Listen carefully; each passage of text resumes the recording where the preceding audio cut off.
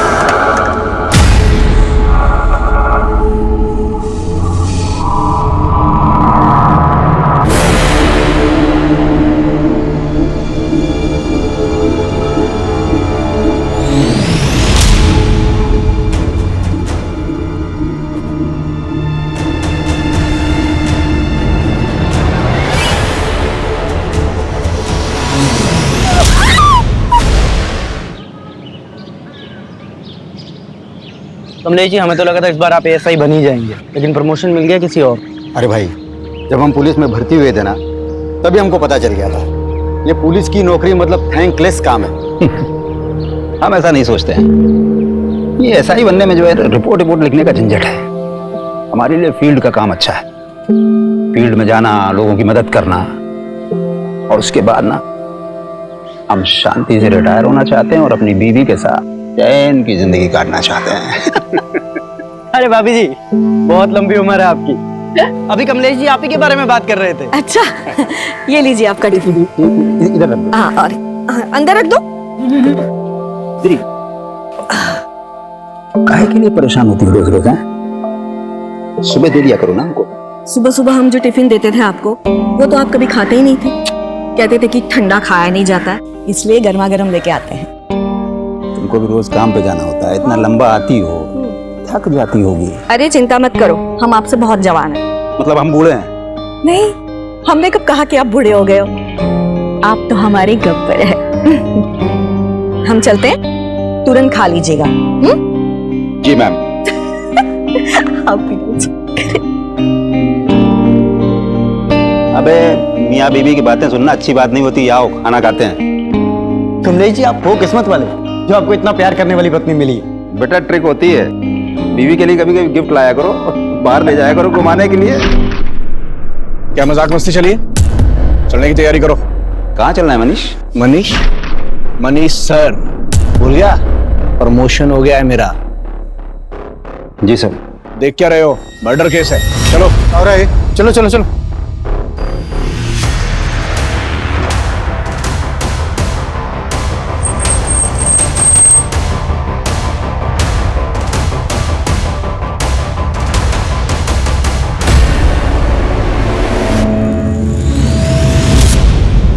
Sir, लड़की पर पत्थर से वार करके मारा गया है। वो तो देख के पता ही चल रहा है। और तुम यहाँ क्या कर रहे हो? इधर उधर देखो, कुछ मिलता है तो जाओ।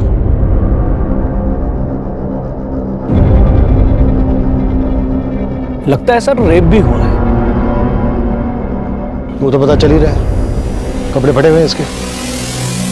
जी सर, मैं इधर देखता हूँ कुछ। और सर, आसपास कुछ भी काम का नहीं मिला है सर। सर जारी रखो और लड़की की पहचान जल्द से जल्द करने की कोशिश करो। सबके काम में डिसाइड करूं या फिर आपस में डिवाइड कर लोगे? हो जाएगा सर। गुड। और ये अपनी पर्सनल खर्च ना साइड में रखो, क्राइम की संजीदगी को समझो। ओके? वो लाश मिले 12 घंटे हो चुके थे, लेकिन उसकी पहचान का कोई क्लू नहीं मिला था। ये केस ऐसे रहस्यों में दबा था जो पुलिस की नींद उड़ाने वाले थे।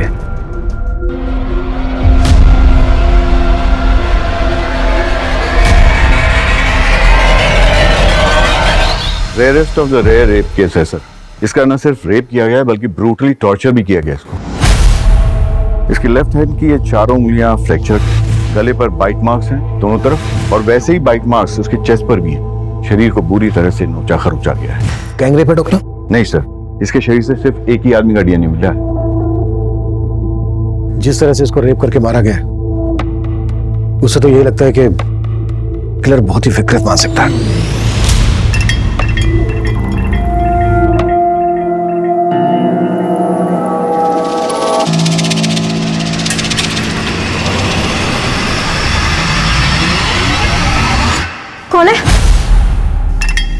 डर गई क्या? हाँ तुम पी के आए हो? अरे मैंने तो सोचा था तुम ड्यूटी पर हो गया, आज से नाइट शिफ्ट थी ना तुम्हारी।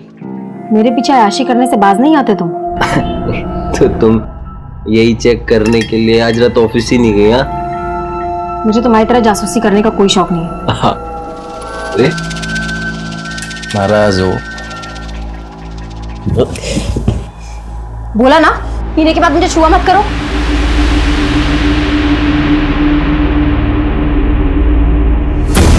समझती क्या है तू अपने आप को? हाँ अगर इतने नहीं खलते हो तो शादी क्यों की मुझसे? इसीलिए तो पछता रही हूँ। सारी तो अब पछता। विक्रांत, क्या बात है, बड़ी फुर्सत में बैठे हो, कोई काम नहीं है क्या? रितु चाची, आप तो हमारे काम की हालत जानती है। प्रॉपर्टी में इतनी मंदी चल रही है कि सेल्स परचेस कुछ हो ही नहीं रही। अगर ऐसे ही चलता रहा ना तो दुकान का किराया निकालना मुश्किल हो जाएगा।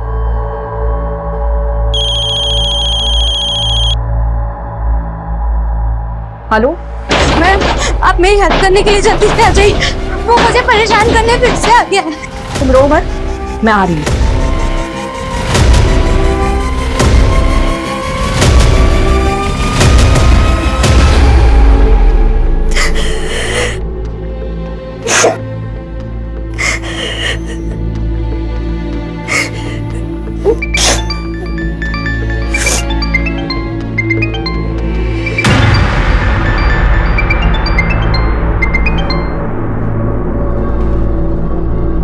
हेलो हेलो सलोनी, बोल क्यों नहीं रही हो? पैसों का इंतजाम नहीं हुआ क्या?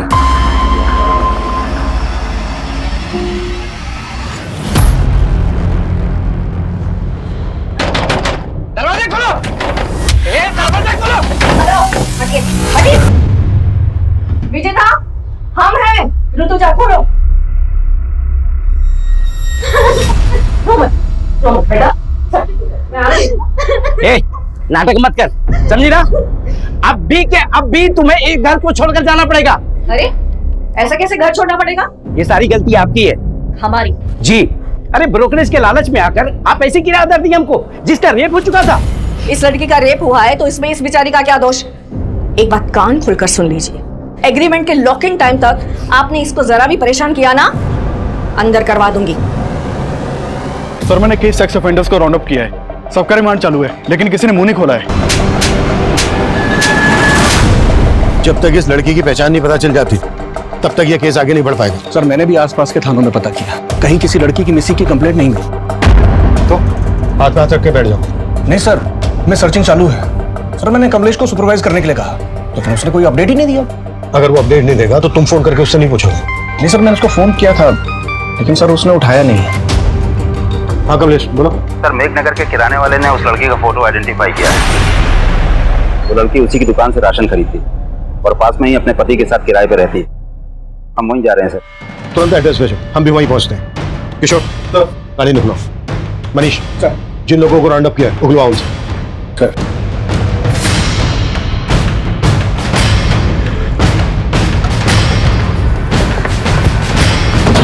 सर सर लड़की का नाम आरती है, अपने पति के साथ किराए पर रहती थी यहीं पर। मकान मालिक बगल में ही रहते हैं, ये सर हरिचरण, आरती के मकान मालिक। ताला खोलो। सर चाबी नहीं है, चाबी मेरे दूसरे घर पे रखी है सर। मैंने लड़के को भेजा है, वो चाबी लेके आता ही होगा। इस लड़की आरती का हस्बैंड कहाँ है? सर अभी तो कुछ पता नहीं, कई दिनों से यहाँ ताला लगा हुआ था। सर साहब आए थे तो मैंने विनोद को फोन भी किया था, लेकिन उसका फोन तो बंद आ रहा है। विनोद ये आरती के हस्बैंड का नाम है? हाँ जी सर। कब से रह रहे थे ये दोनों यहाँ किराए पर? ये तकरीबन 7 महीने हो गए। ये है हमारा सिटिंग एरिया और ये है हमारा घर। पसंद आया तुम्हें?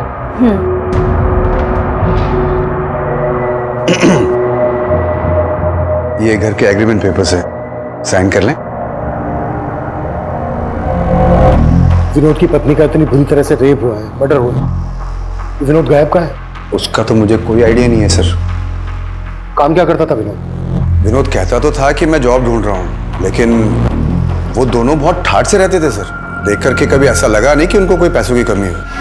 आरती जल्दी करो, मूवी शुरू हो जाएगी। हमेशा लेट।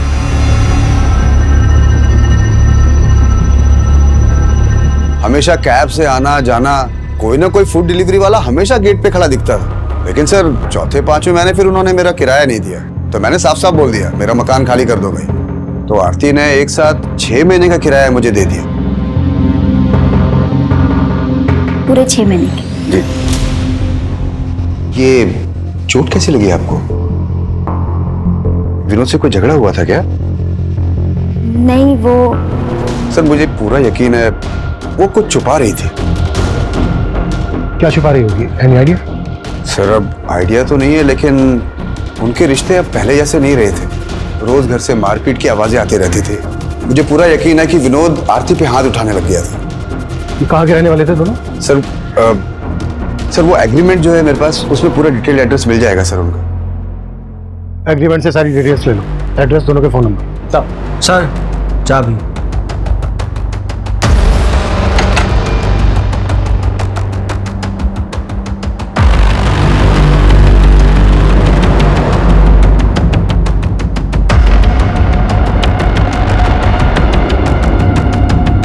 पूरे घर की तलाशी लो, कुछ भी छूटना नहीं चाहिए।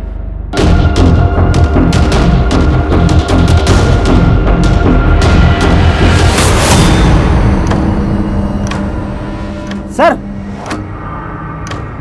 सर कहीं ऐसा तो नहीं कि आरती के पति ने उसका यहाँ पर मर्डर किया हो और फिर लाश जंगल में ले जाके डंप कर दी? लेकिन लड़की के साथ इतना ब्रूटल रेप हुआ, वो यही हुआ होगा। किशोर, ये ब्लड सैंपल फोरेंसिक को भिजवा, पता करो कि ये ब्लड आरती का ही है। गुड जॉब कमलेश, तुमने काफी जल्दी लड़की की पहचान पता कर ली। सर ये एग्रीमेंट आरती के पति विनोद के नेटिव एड्रेस। हो सकता है विनोद यहीं जाकर छुपा हो, चल के पता करते हैं। किशोर, तुम आरती और विनोद के बारे में पता करो, क्या वाकई में उनका रिश्ता इस हद तक पहुंच गया था कि विनोद ने अपनी पत्नी के साथ इतनी बुरी तरह से रेप किया, मर्डर किया, या फिर कहानी कुछ और है?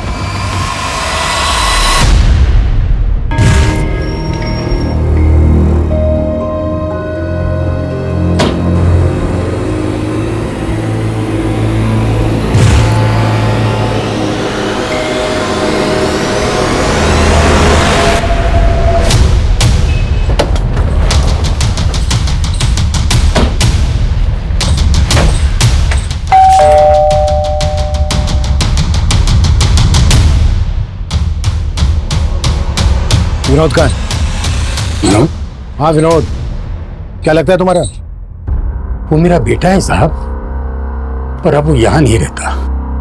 लेकिन आप लोग यहाँ किस लिए आए हो? तुम तो ऐसे पूछ रहे हो जैसे तुम्हें कुछ मालूम नहीं है। मेघनगर में विनोद की पत्नी आरती की लाश मिली है हमें, बुरी तरह से रेप हुआ है, उसका मर्डर हुआ है, और विनोद गायब है। कहाँ छिपा है वो? साहब हमको इस बारे में कुछ नहीं मालूम, और हम तो वैसे भी 7 महीने से विनोद से नहीं मिले। असल में विनोद और आरती भाग कर शादी किए थे, और तुम इस शादी के खिलाफ थे। कहीं ऐसा तो नहीं है किसी बात का बदला लिया आरती से? ये साहब मैं बता चुका हूँ आपको कि हम नहीं जानते कि आरती और विनोद कहाँ रहते थे। आरती के घर वाले कहाँ रहते हैं? क्या हमारी बेटी के साथ? किसने किया ये सब हमारी बेटी के साथ? उस विनोद के अलावा कौन होगा पापा? शक तो हमें भी विनोद पर ही है। आप लोगों को सच में नहीं मालूम था कि वो दोनों कहाँ रह रहे थे? क्या फिर आप लोग हमसे कुछ छुपा रहे हैं? हम आपसे क्या छुपाएंगे साहब, हम तो खुद पिछले 7 महीनों से बेटे का शक्ल देखने को तरस गए थे।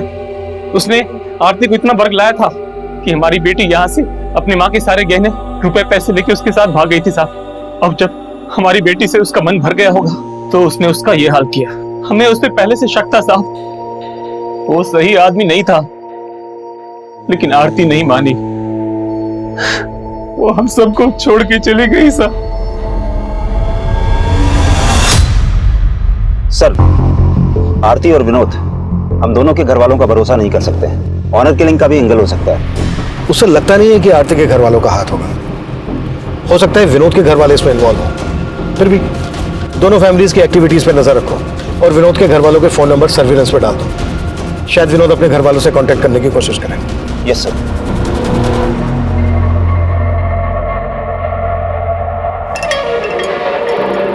आकाश, ये तुमने ठीक नहीं किया। मुझसे बिना पूछे मेरी 7 लाख की एफडी तोड़वा दी। अकाउंट हम दोनों के नाम से था, उसमें मेरे भी पैसे थे। तुम्हारे सिर्फ 1.5 लाख रुपए थे। मुझे मेरे पैसे वापस चाहिए। वो पैसे मैंने इन्वेस्ट कर दिए। क्या मुझसे बिना पूछे मेरे पैसे इन्वेस्ट कर दिए? तो तुम मुझसे सब कुछ पूछ कर करती हो क्या? मुझे तुमसे बहस करने की जरूरत नहीं है, मुझे मेरे पैसे वापस चाहिए तुरंत। मैंने बोला ना तुमसे, वो पैसे मैंने इन्वेस्ट कर दिए हैं। कहाँ इन्वेस्ट कर दिए पैसे?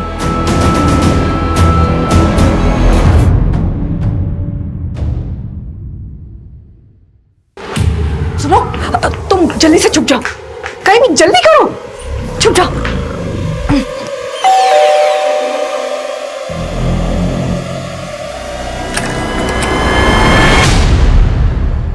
ऋतुजा, मुझे दोबारा से जाना है, जल्दी से कुछ खाने को दे दो। अरे अभी तो आए और अभी जाने की बात कर रहे हो? अरे एक केस के सिलसिले में जाना है, मुश्किल केस है थोड़ा सा, अगर ध्यान नहीं दिया तो कोई बेगुनाह फंस सकता है।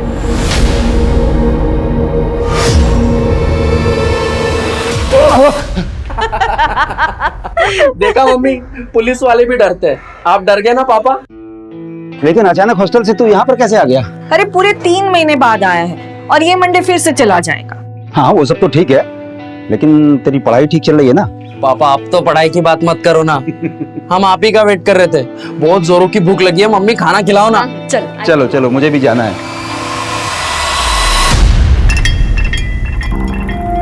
तो तुम मेरा पीछा कर रहे हो? सलोनी, तो मेरी बात सुनो सलोनी, मैंने कुछ ज्यादा गुस्से में बात करी। घर चलो आराम से, मैं तुमको एफडी के बारे में सब मुझे बता। तुमसे बात ही नहीं करनी है। अरे मेरी चलो। सर, आरती का फोन 7 सितंबर की रात करीब 10 बजे मेघनगर में बंद हुआ था और वहीं हमें आरती की लाश मिली थी। पोस्टमार्टम रिपोर्ट के मुताबिक कोई 10 बजे के आसपास आरती का मर्डर हुआ था। उस वक्त विनोद का फोन कहाँ एक्टिव था? सर, विनोद का फोन उस वक्त उसके घर वाले एरिया में एक्टिव था। विनोद का फोन 8 सितंबर की रात को बंद हुआ था। 8 सितंबर की रात को, यानी आरती के मर्डर के लगभग 24 घंटे बाद तक विनोद का फोन एक्टिव था। हाँ सर, मैंने आरती और विनोद दोनों के कॉल रिकॉर्ड्स चेक किए, उसमें एक कॉमन नंबर मिला है। किसका नंबर है? सर, वो इस सिकंदर नाम के आदमी का नंबर है। आरती और विनोद दोनों की से बातचीत होती थी। सर, सिकंदर ने ही आरती को आखिरी बार कॉल किया था और हत्या वाली रात क्राइम सीन पे इसका नंबर भी एक्टिव था।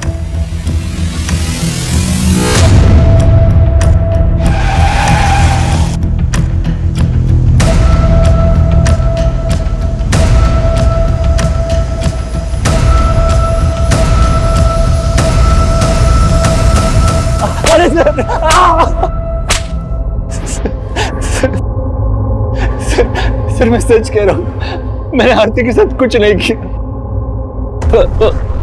जहां आरती का मर्डर हुआ वहां तेरा फोन एक्टिव था। अब ये बोल, विनोद भी तेरे साथ मिला हुआ है? क्या तूने विनोद को गायब किया? सर, मैं विनोद से मिला हुआ नहीं हूं और मैं भला विनोद को क्यों गायब करूंगा? लेकिन सर, जब लास्ट टाइम मुझे विनोद मिला था तो वो आरती को लेकर बहुत परेशान था। विनोद, मैंने आरती को कल रात मेघनगर क्रॉसिंग पर ड्रॉप किया था। मैं खुद हैरान हूं कि वो अब तक घर क्यों नहीं पहुंची। तो आरती है कहाँ? वो विनोद बहुत डरा हुआ था सर, उसके माथे पर चोट भी लगी थी। कैसे लगी थी चोट? ये तो उसने बताया नहीं, शायद कुछ छुपा रहा था। लेकिन सर, लगता है कि आरती को लेकर कोई झगड़ा हुआ होगा। ये कहानी सुना के भटका रहा है हमें। सर, मैं सच बता रहा हूँ, मैंने कुछ नहीं किया।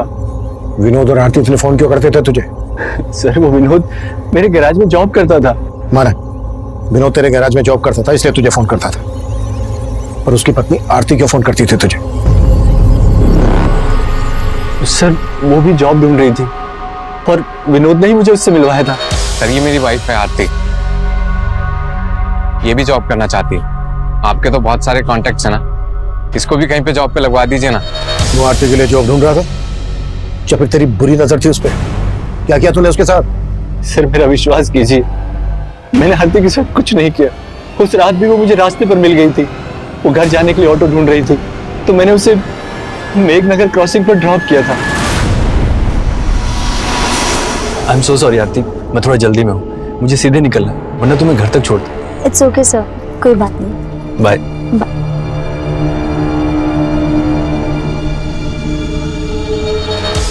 उसके बाद क्या हुआ मुझे कुछ नहीं पता सर। ये कहानी बनाना बंद कर, 5 मिनट के बाद सब उठेगा। साले सर,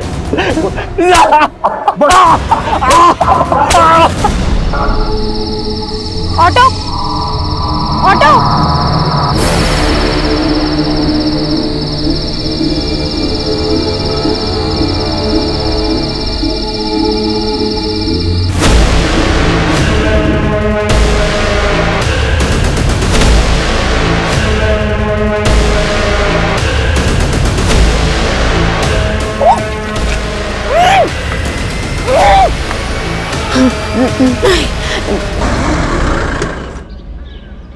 सर सिकंदर को बहुत तोड़ा लेकिन वो कुछ उगला नहीं।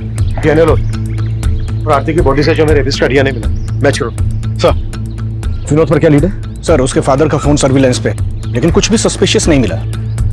हो सकता है विनोद कहाँ गायब है ये सिकंदर जानता हूँ। एक काम करो, सिकंदर को जाने दो और नजर रखो उस पर। सर मनीष, सर सिकंदर बोल रहा था कि जब विनोद उसके पास आरती को पूछने आया था तो विनोद के सर पे चोट लगी। आरती के घर से जो हमें ब्लड मिला है चेक किया, आरती का ही है। सर वो कमलेश देख।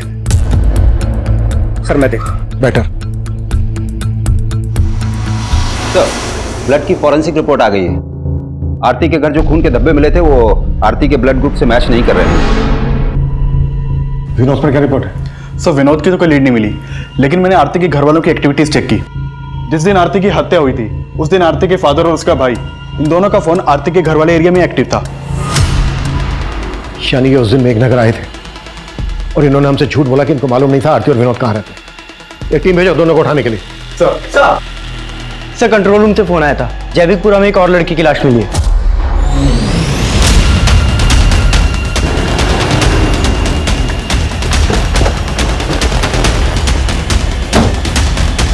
पीछे हो जाओ। सलोनी की लाश को देखते ही पुलिस को लगा था कि शायद सलोनी की हत्या आरती की हत्या की मोडस ऑपरेंडी इस्तेमाल करके की गई है।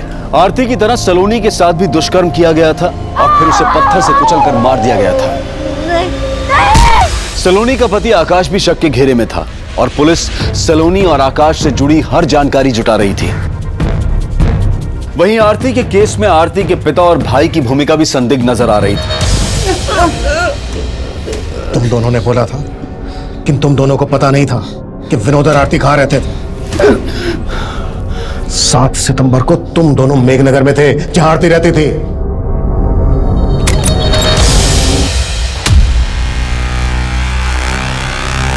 अंदर देखो। आरती,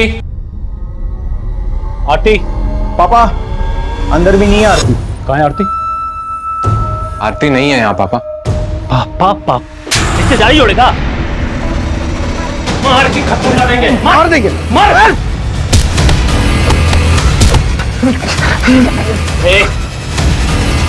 कहाँ है हमारी बेटी?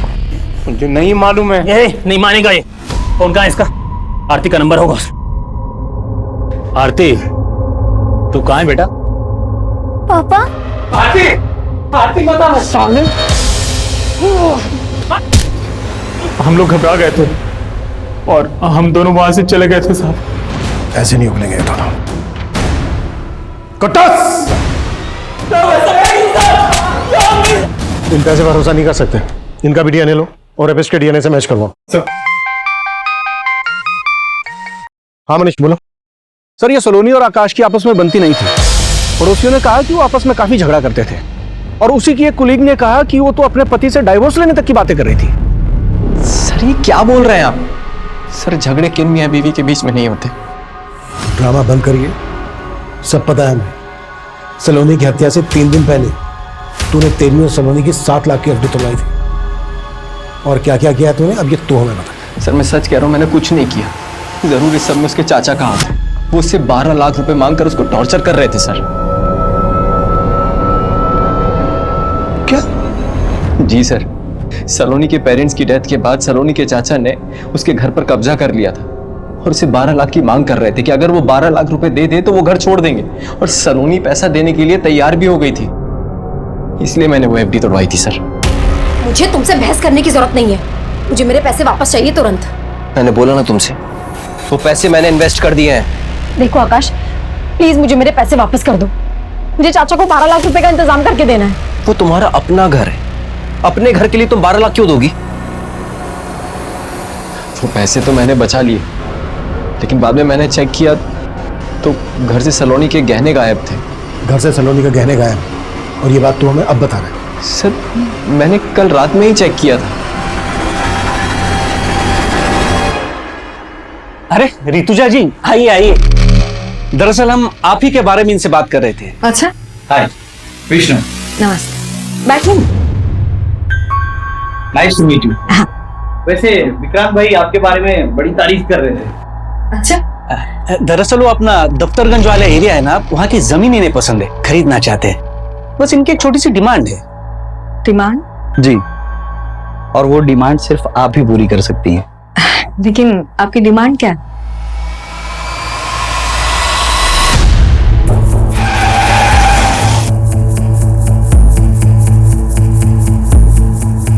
सर, ये सलोनी का पति ना बकवास बातें कर रहा है। लेकिन ये घर तो सलोनी के पिता के नाम पे था ना, तो उनके मरने के बाद लीगली ये घर सलोनी का होगा। आप यहाँ क्या कर रहे हैं? मैं यहाँ क्या कर रहा हूँ? अरे हम यहाँ पे रह रहे हैं, इसका मतलब ये नहीं है कि हमने कब्जा कर लिया है। लेकिन सलोनी के ना रहने से कब्जा तो आप ही का होगा ना। सर, आपके कहने का मतलब क्या है कि हमने सलोनी का हत्या करवा दिया? ऐसा हो भी सकता है। वैसे सलोनी से 12 लाख किस बात के मांग रहे थे आप? सर, सलोनी के पिता की तबीयत हमेशा खराब रहती थी और उनकी बीमारी का सारा खर्च हमने उठाया था, और इसीलिए मैं सलोनी को बार बार फोन करके ये बताया करता था कि मेरे 12 लाख मुझे लौटा दो और ये घर का कब्जा ले लो, और वो तैयार भी थी मुझे पैसे देने के लिए। लेकिन उसका पति ना, मैं जानता हूं, वही उलूल जुलूल की बातें आप लोगों के कान में फूंक रहा है। उसका हिसाब हम कर लेंगे। आपको हमारे साथ चलना होगा, आपका भी डीएनए होना है। मेरा? सर, सलोनी का पोस्टमार्टम रिपोर्ट मैंने बहुत ही क्लोजली एग्जामिन किया है, और आरती और सलोनी के दोनों की हत्या में एक ही जैसी सिमिलैरिटीज हैं। जैसे सर पे पत्थर मार करके इनकी हत्या की गई, उसके अलावा लेफ्ट हैंड की चारों उंगलियां फ्रैक्चर, और फिर ये गर्दन पर बाइट मार्क्स। डॉक्टर, सलोनी की बॉडी पे जो रेपिस्ट का डीएनए मिला है, वो डीएनए आरती की बॉडी पे मिले डीएनए से मैच करता है क्या? सर, वो तो डीएनए रिपोर्ट आने के बाद ही क्लियर हो पाएगी। और मेरा मानना है सर कि दोनों का रेपिस्ट और कातिल एक ही आदमी है। वो इसलिए क्योंकि अगर आप गौर से देखें तो इन दोनों के गर्दन पे जो बाइट मार्क्स हैं बिल्कुल एक जैसे हैं। इसका मतलब आरती के रेप और मर्डर के लिए हम जिन लोगों पर शक कर रहे हैं वही सलोनी के रेप और मर्डर के सस्पेक्ट है। कमलेश सर, चेक करो, ये आरती और सलोनी एक दूसरे को जानती थी क्या? इन दोनों में कुछ कॉमन कनेक्शन है क्या? काफी कोशिशों के बावजूद पुलिस को सलोनी और आरती के बीच में कोई कॉमन कनेक्शन नहीं मिल रहा था, लेकिन यह साफ लग रहा था कि इन दोनों लड़कियों के साथ दुष्कर्म करने वाला और उनकी हत्या करने वाला आदमी एक ही था। देखते ही देखते इन दोनों केसेस ने पूरे क्षेत्र में हड़कंप मचा दिया। विमेन सेफ्टी को लेकर पुलिस पर सवाल उठने लगे, और इसी दौरान कुछ ऐसा हुआ जिसने पुलिस को फिर से हैरान कर दिया। कमलेश, कहां था तू? ये टाइम है आने का। रो क्यों रहा है? मनीष, क्या हुआ? ऋतुजा का कुछ पता नहीं चल रहा है यार। हमारी पत्नी कल रात से गायब कैसे? कुछ मालूम नहीं चल रहा है सर। रोज की तरह रात को घर पहुंचा तो ऋतुजा घर पर नहीं थी सर। नॉर्मली 6-7 बजे तक घर पहुंच जाती है। इधर हमने इंतजार किया लेकिन वो आई नहीं। फिर हमने उसके पार्टनर विक्रांत को फोन लगाया सर। विक्रांत, ऋतुजा अभी तक घर नहीं पहुंची है। तुमसे कुछ बोल के गई है क्या? वो तो शाम को 5:30-6 बजे के आसपास ही दुकान से निकल गई है। सर, रात भर ढूंढते रहे लेकिन कुछ। कमलेश, ये बात तुमने हमें रात ही क्यों नहीं बताई? सर, हमें लग रहा था कि मिल जाएगी, लेकिन अब कुछ समझ में नहीं आ रहा है सर। कमलेश, हिम्मत रखो, हम ढूंढ लेंगे तुम्हारी पत्नी ऋतुजा को। सर,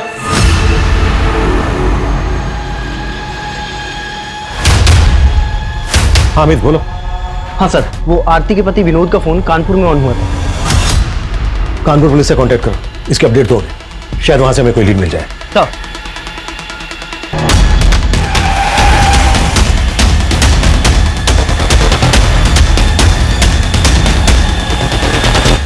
ऋतुजा जी को लेकर मैं खुद परेशान हूं सर। मुझे समझ में नहीं आ रहा कि वो कल रात घर क्यों नहीं गई। कल ऋतुजा जी कितने बजे निकली थी यहाँ से? करीब 5:30 बजे। विक्रांत, वो राजीव नगर वाला घर अगले महीने खाली हो रहा है, तो उसके लिए किराएदार ढूंढना है। हम चलते हैं, बाकी की बात सुबह करेंगे। और उन्होंने आपको बताया था कि वो कहाँ जा रही हैं? नहीं सर, बताया तो नहीं था, लेकिन मुझे तो लगा कि वो घर ही गई होंगी। आपको किसी पे शक है?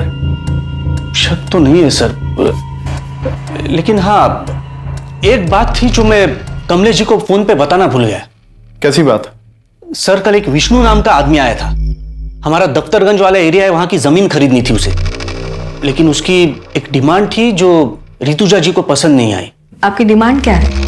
एक्चुअली ऋतुजा जी, वो जो जमीन है उसके एकदम पास एक छोटी सी जमीन का टुकड़ा है जहाँ पे कुछ झुग्गी झोपड़ियां भी है।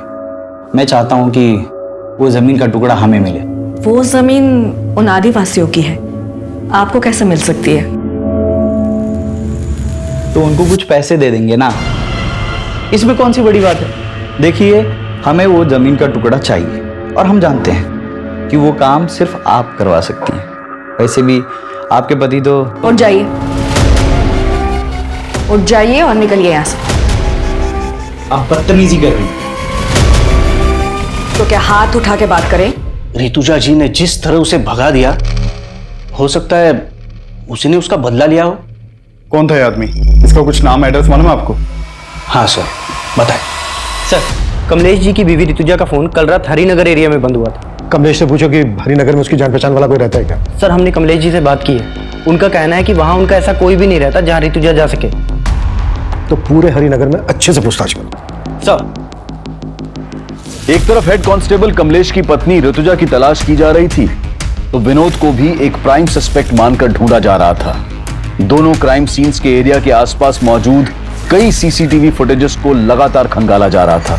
वहीं ऋतुजा के पार्टनर विक्रांत के बयान के आधार पर अब विष्णु बिष्ट को भी तलब किया गया। सर, ऋतुजा जी ने जब मना किया तो मैंने बात वहीं खत्म कर दी। बात खत्म नहीं हुई। ऋतुजा ने जलील करके निकाला था तुझे, बुरा तो लगा। सर, लगा था, लेकिन मैं वहां पे अपनी मर्जी से नहीं गया था। मुझे विक्रांत ने फोन करके बुलाया था। विक्रांत ने? जी। उन्होंने कहा था कि ऋतुजा मेरा काम करवा देगी, लेकिन उसने तो उसके मुंह के सामने ही मना कर दिया। फिर मैं वहां से चला गया। सर, हरिनगर के जंगल में कमलेश की बीवी ऋतुजा की लाश मिली है।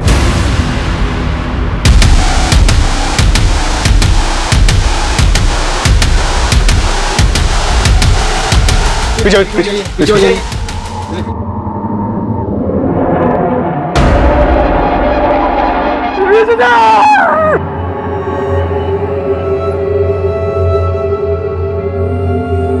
हमने कब कहा कि आप बूढ़े हो गए हो?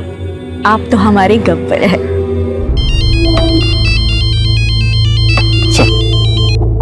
हेलो, ठीक है सर, विनोद कानपुर में पकड़ा गया है।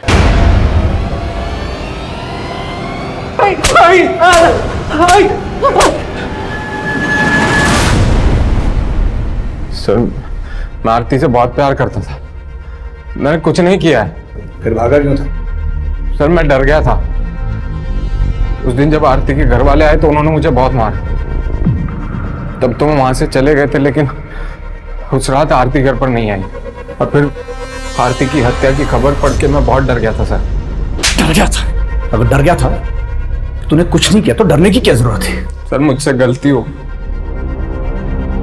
पैसों की तंगी में मैंने आरती की लाइफ बर्बाद कर दी। पैसे की तंगी? तो कहना क्या चाहता है?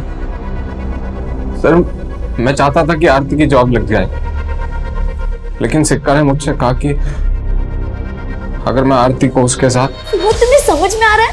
तुम क्या बोल रहे हो? आरती, समझने की कोशिश करो। 3 महीने से किराया नहीं दिया है, कुछ नहीं बचा है हमारे पास। और आरती, अगर तुम नहीं मानी ना तो मकान मालिक हमें घर से बाहर निकाल देगा। तुम ये कहना चाहते हो कि मैं चंद पैसों? आरती, चंद पैसे नहीं है, जरूरत है हमारी अभी। तो क्या करें, घर चले जाएं? एक्सेप्ट करेंगे वो? मार डालेंगे आरती हमें। आरती, जब तक मुझे कुछ अच्छा काम नहीं मिलता तब तक कर लेते हैं ना।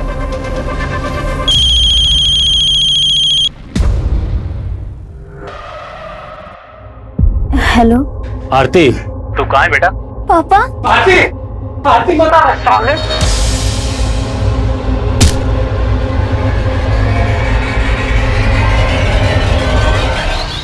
तो जब मुझे पता चला कि आरती के साथ इतना सब कुछ हुआ है तो मेरा शक सीधा सिकंदर पर ही गया। लेकिन अगर मैं आपको उसके बारे में बताता, मुझे ये भी बताना पड़ता कि आरती को वहां पर क्यों बेचता था।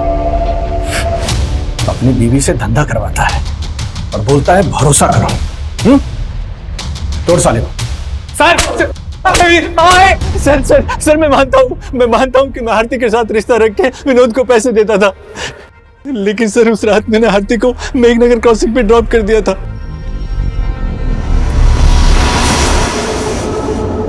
उसके बाद आरती के साथ क्या हुआ मुझे सच में कुछ नहीं मालूम सर। आरती के अलावा और किन किन लड़कियों के साथ रिश्ता है तुम्हारा? बहुत सी लड़कियों के साथ, लेकिन सर मैंने किसी को मारा नहीं सच। ये सलोनी है, इसके साथ भी तुम्हारा रिश्ता था? नहीं सर, मैं इसे नहीं जानता। कमलेश, तुम्हें विक्रांत पर शक नहीं है? नहीं सर, ऋतुजा ने कभी विक्रांत के बारे में ऐसा कुछ बताया नहीं। विष्णु ने हमें बताया कि उसने विक्रांत के कहने पर ही दफ्तरगंज की ट्रैवल एरिया वाली जमीन खाली करवा के खरीदने की डिमांड रखी थी। हो सकता है ऋतुजा का मना करना विक्रांत को बुरा लगा हो और विक्रांत ने ही ऋतुजा का रेप और मर्डर किया हो, बाकी दोनों मर्डर्स का एमओ इस्तेमाल कर। हमारी तो कुछ समझ में नहीं आ रहा है सर।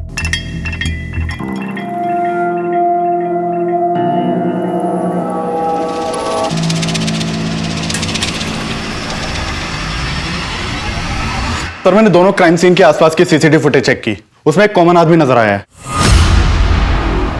ये देखिए सर, ये आदमी मेघनगर में आरती के पीछे जाता हुआ दिखा है और जैविकपुरा में सलोनी के पीछे है। कौन ये आदमी?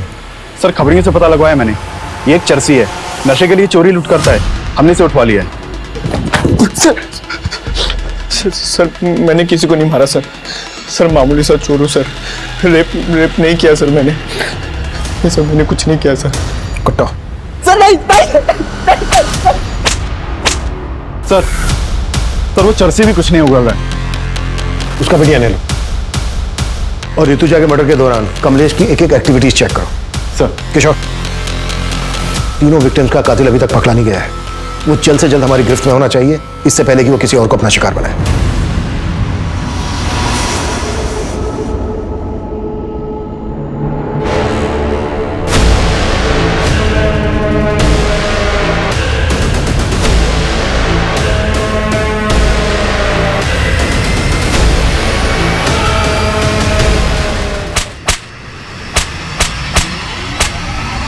सर वो दोनों लड़कियों को सर मैंने ही मारा है सर, लेकिन तीसरा मर्डर मैंने नहीं किया सर।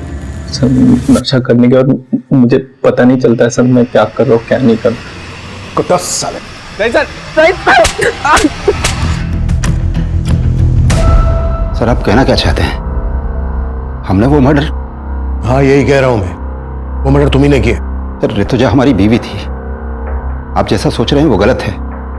पिछले 25 सालों से पुलिस की नौकरी कर रहे हैं, आज तक वर्दी पर दाग नहीं आने दिया है। कमलेश, ये किताबी बातें बंद करो। तो आप भी फैक्ट रखिए ना सर, हमें फंसाने की साजिश हो रही है सर। कैसे साजिश? जो भी कहना चाह रहे हो खुल के बोलो। हम कुछ नहीं कहना चाहते सर, अगर आपको लगता है कि हम कातिल हैं तो प्रूव करके दिखाइए।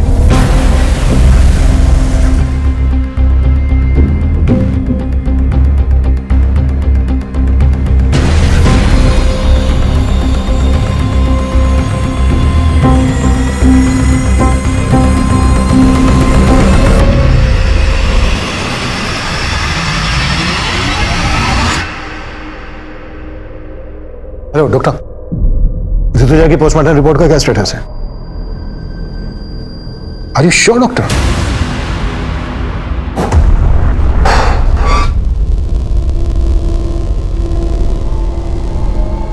सर क्या है ये सब? इतने सालों काम करने की तुम प्रूव करने की बात कर रहे थे ना, अब हम प्रूफ के साथ आए हैं। कहना क्या चाहते हैं आप? वो ये कि तुम्हारी पत्नी ऋतुजा की बॉडी पे जो खरोंच के निशान मिले हैं वो आरती और सलोनी की बॉडी पे मिले खरोंच के निशान के जैसे तो हैं, लेकिन एक ही आदमी ने नहीं बनाए। हाँ, कुछ समझा नहीं। ऋतुजा की बॉडी पर खरोंच के निशान पर्पसली बनाए गए। आरती और सलोनी की बॉडी पर जो खरोंच के निशान मिले हैं वो तब बने जब वो जिंदा थी। अभी बात हुई मेरी डॉक्टर से, डॉक्टर का कहना है कि ऋतुजा के गले पे जो बाइट मार्क है वो आरती और सलोनी के गले पे मिले बाइट मार्क से बिल्कुल अलग है, मतलब अलग आदमी का है। डॉक्टर ने यह भी बताया कि ऋतुजा का रेप नहीं हुआ था, जबकि आरती और सलोनी का रेप हुआ था।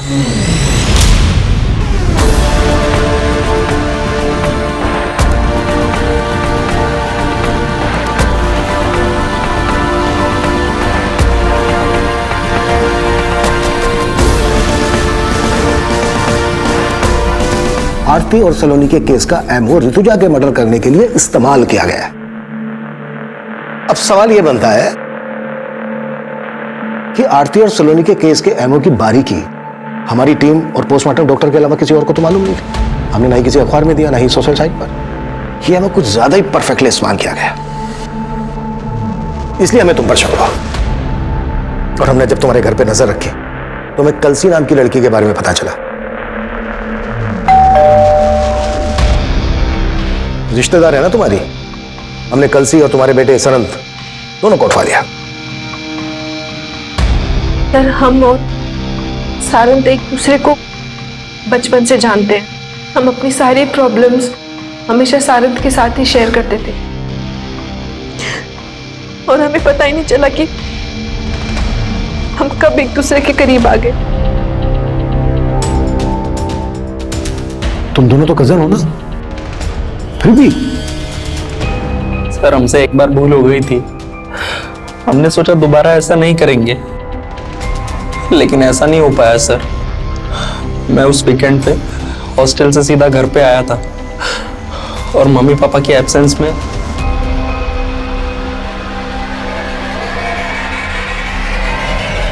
सारंत, बेशरम, शर्म नहीं आई तुझे? हाँ, कजिन हो तुम उसकी, बड़ी बहन हो।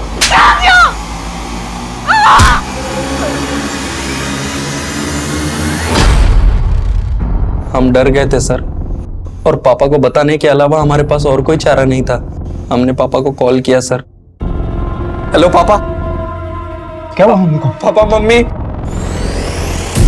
ऋतुजा, क्या हुआ है? सच सच बताओ क्या हुआ है? दोनों लोग तुम सच सच बताओ क्या हुआ है? क्या हुआ है? मुझे माफ कर दो पापा। सर, हम अपने बेटे को बचाना नहीं चाहते थे, लेकिन उसको गिड़गिड़ाते देख हमारा मन पसीज गया। सोचा कि ऋतुजा को तो खो ही चुका हूं, और अब बेटे। हम मानते हैं कि हम अपने फर्ज से डगमगा गए थे सर, पर हम बेबस थे। बेबस थे साहब। आरती और सलोनी वो बेबस पीड़िताएं थीं जिनके अपनों ने कभी उनका साथ नहीं दिया। लेकिन कमलेश जिस बेबसी से लड़ रहा था, उस बेबसी में शायद कोई भी अपने फर्ज से डगमगा सकता था। लेकिन ऐसी स्थिति में जब सही और गलत का तराजू हमें ऐसे असमंजस में डाल रहा हो, तो हमारे फैसले का पलड़ा सच और सही की तरफ झुकना चाहिए। क्योंकि झूठ और गलत को जितना भी छिपाने की कोशिश की जाए, वो एक ना एक दिन सामने आ ही जाएगा। देखते हैं हमारे आज के एपिसोड की दूसरी कहानी। देश को आजाद हुए 73 साल हो गए, लेकिन फिर भी रोज सुबह अखबारों में महिलाओं से जुड़े अपराध की डरावनी और चौंकाने वाली खबरें पढ़ने को मिलती हैं। लड़कियां अपने हक, अपनी आजादी की लड़ाई देश की आजादी के बाद भी लड़ रही हैं। जैसे जंगल में अपने शिकार को दबोचने के लिए जंगली जानवर उसके पीछे भागते हैं, कुछ वैसा ही दृश्य था यहाँ। आखिर कौन थी ये लड़की और कौन थे वो लोग, और क्यों उन्होंने इस लड़की को इतनी बेरहम मौत दी? इसके पीछे का सच और हमारे समाज की मानसिकता को समझने के लिए हमें 2 साल पीछे जाना होगा। ये कहानी है 2 बहनों की, प्रिया और चित्रा।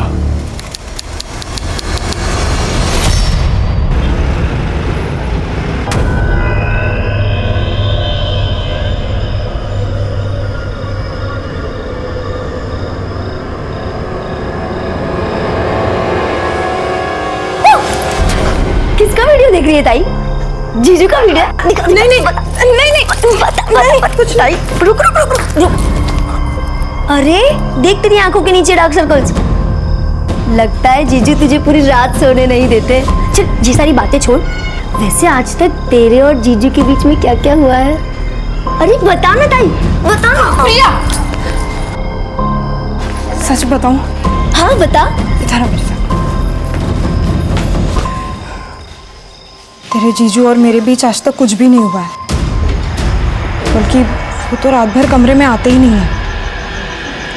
अकेले कमरे में सोती हूँ। ताई देख, तू बुरा मत मान, मुझे ना जीजू का बर्ताव थोड़ा ठीक नहीं लग रहा। हो सकता है उनका कोई अफेयर हो। तू ना जीजू पे नजर रख।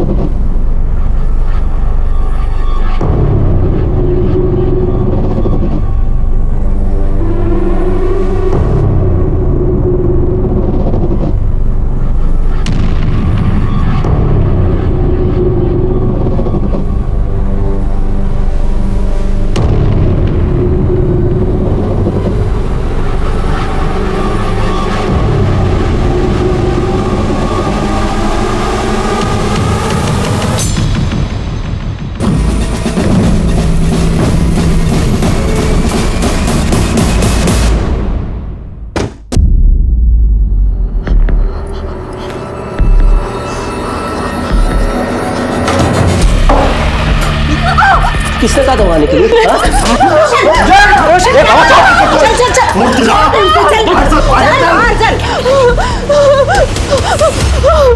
शांत हो शांत हो आता सांग काय झालंय क्यों मार रहा था बहू को बाबा तुम्ही मध्ये पड़ू नका ये हमारे पति पत्नी के बीच की बात है रोशन मैंने कहा था ना आपसे उस लड़की में जरूर कुछ खोट है जब चाहो मंदिर में बैठी रहती है बड़बड़ाती रहती है उसके आस पड़ोस के लोग भी उसके बारे में अच्छी बातें नहीं करते हैं उसको कैसे आपने पसंद किया दे मत जाने बाबा रुक्मिणी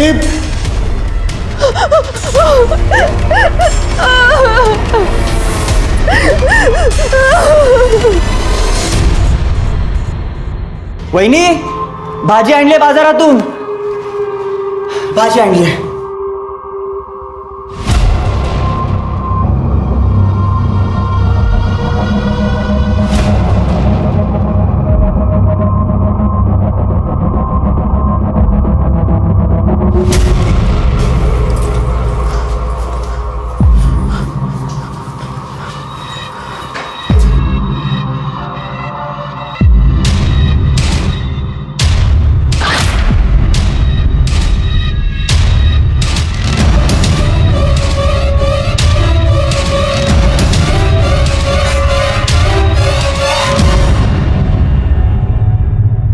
तुला काय वाटलं तू यहाँ कुछ भी करेगी और हम देखते रहेंगे सच सच बता क्या कर रही थी वरना पूरे गांव को बता दूंगी मैं हमारे यहाँ चुड़ैल को जला देते हैं ठीक है जला दीजिए मुझे आपको क्या लगता है अगर आप पूरे गांव को बता देंगी तो मैं नहीं बता सकती कि आपका बेटा रात को उस कमरे में क्या करता है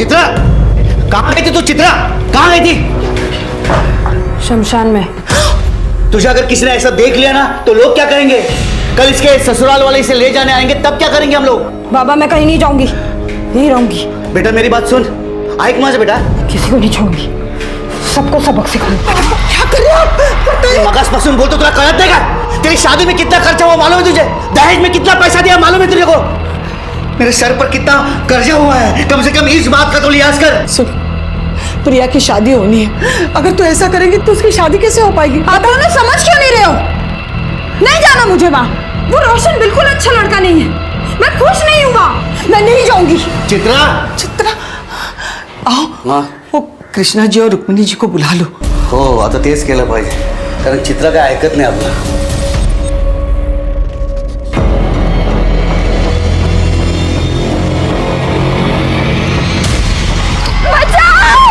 अबे रुक पकड़ उसे रुक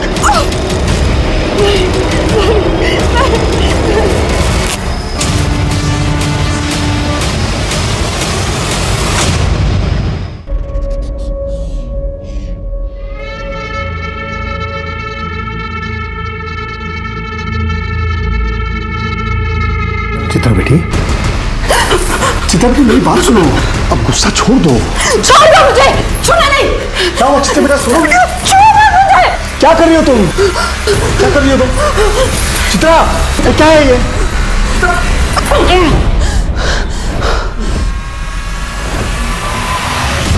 भाऊ हमने चित्रा को समझाने की लाख कोशिश की लेकिन वो हमारी बात सुन ही नहीं रही है वो आपके घर आने के लिए राजी नहीं है काय कर ऐसा था मैं सब समझती हूँ ये सब मिले हुए हैं मिली भगत है इनकी ताकि समाज में हमारे खानदान की नाक कट जाए लोग तो बोलेंगे ना देखो देखो इनकी बहू भाग गई इनके बेटे में ही खोट है नहीं नहीं चाहिए ऐसी कोई बात नहीं है हाँ हाँ अगर ऐसा कुछ नहीं है तो गांव के सामने बता दो चित्रा तंत्र विद्या करती है नहीं नहीं चाहिए वो कुछ तंत्र विद्या वगैरह करती नहीं है वो पूजा करती है कुछ गलत काम नहीं करती और अब वो वापस जाने के लिए तैयार नहीं है लड़की वापस नहीं जाएगी तो बदनामी तो होगी ना भाऊ बदनामी का क्या वो तो पहले ही हो चुकी है एक और बेटी है तिशा लगना सका है अब कौन करेगा उसके साथ शादी एक रास्ता है दिनकर तुम अपनी छोटी बेटी का ब्याह इनके बेटे रोशन से कर दो लेकिन अरे लेकिन क्या समझता हूँ शादी में कोई दहेज नहीं देना पड़ेगा हाँ और जो शादी में जो खर्चा लगेगा दोनों दिन बांट लेना क्यों सही बात हो आम्हाला चालेल. ठीक आहे, जशी तुमची इच्छा. बस मानता हो गई.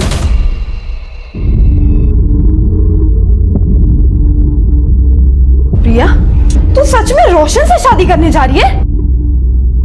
प्रिया मेरी बात सुन, रोशन अच्छा लड़का नहीं है, तू वहां खुश नहीं रहेगी. वो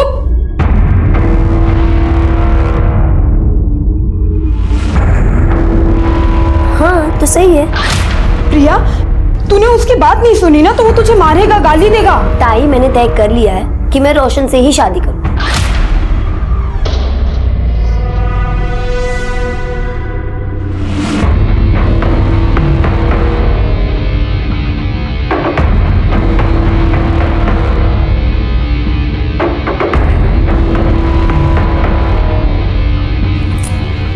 ये क्या कर रही है तू? चुप रह. और ऐसे रोज एक चुटकी बबूल पानी में मिलाकर पीना. हाँ, इससे वो तुझे मार नहीं पाएगा. क्या बोल रही है ताई? हंसती क्या है? हाँ, जो कह रही हूँ ना वो सुन. और ये रख. ठीक है ताई. हंसती है.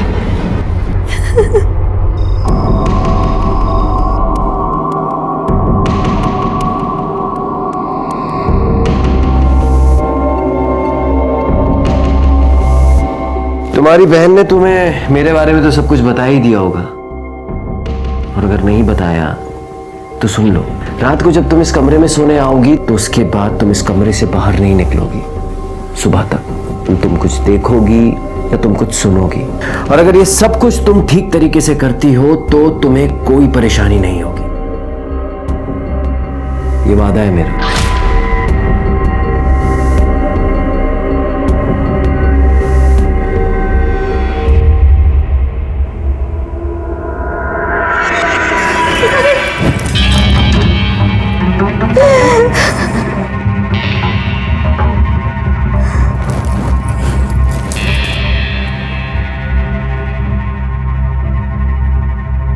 चिंता मत करो, मैं कल भी तुम्हारी थी, आज भी तुम्हारी हूँ और कल भी तुम्हारी ही रहूंगी.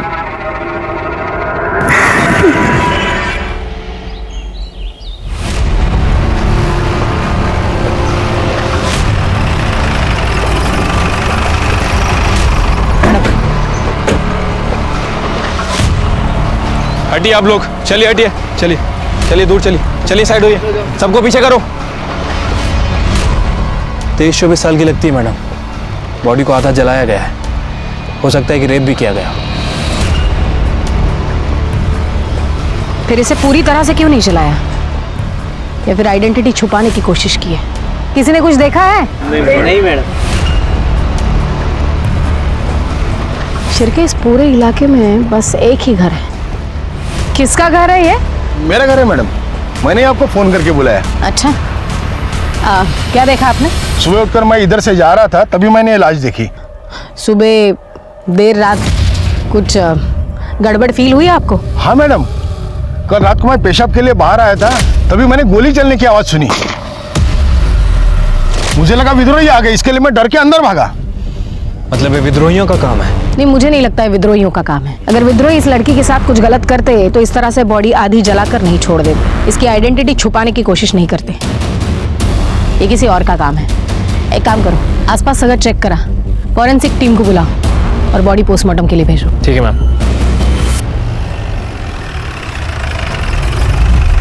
सर जवाब दीजिए.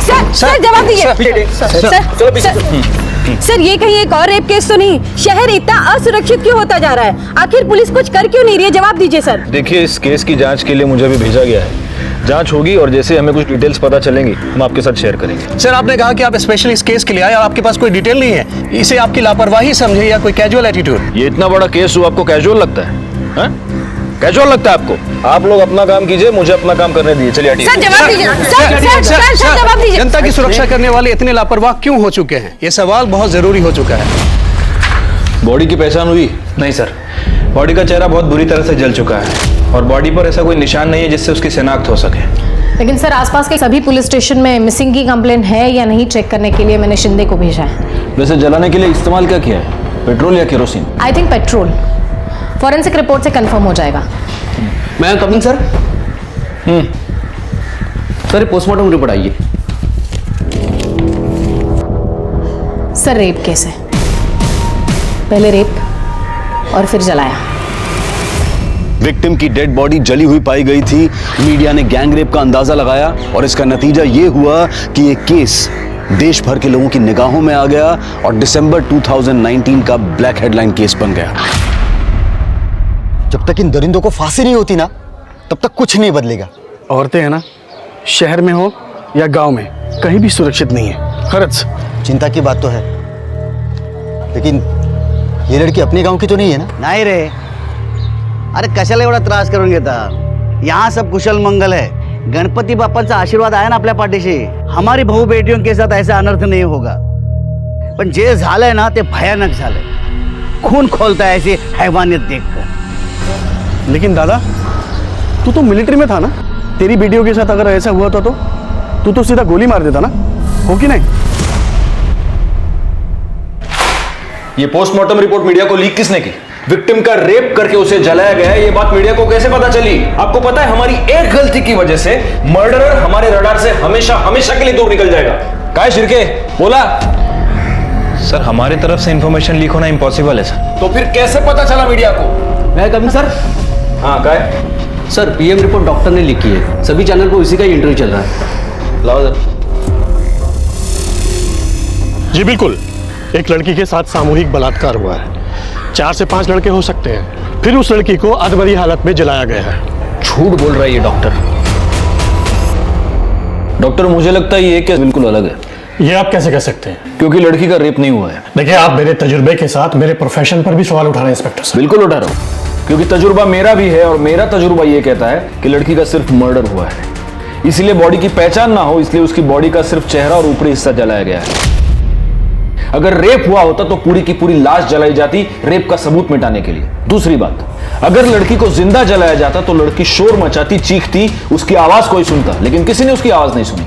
इसका मतलब लड़की को पहले मारा गया और फिर जलाया गया। ये आपकी बनाई हुई कहानी है। शिर्के, बॉडी को इस हॉस्पिटल से दूसरे हॉस्पिटल शिफ्ट करो, दोबारा पीएम रिपोर्ट करेंगे। लेकिन आप ये कैसे कर सकते हैं?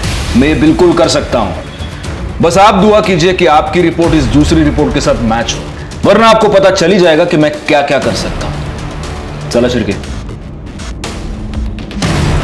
पुलिस पर मीडिया और डिपार्टमेंट के सीनियर्स दोनों का प्रेशर बढ़ने लगा। पुलिस ने पूरे नागपुर शहर में तहकीकात की, हिस्ट्री शीटर्स, रोड रोमियोज को गिरफ्तार किया, लेकिन कोई कामयाबी हाथ नहीं लगी। जिन लड़कियों की मिसिंग कंप्लेंट दर्ज हुई थी उनके घर वालों को बुलाकर शिनाख्त करवाई गई, पर किसी ने कोई पहचान नहीं दिखाई। आखिर कौन थी ये लड़की और क्या इस अनजान लड़की की मिसिंग कंप्लेंट दर्ज भी हुई थी? पुलिस ने अपने प्रयासों में कोई कमी नहीं छोड़ी और आखिरकार उन्हें इस केस से जुड़ा पहला क्लू मिला।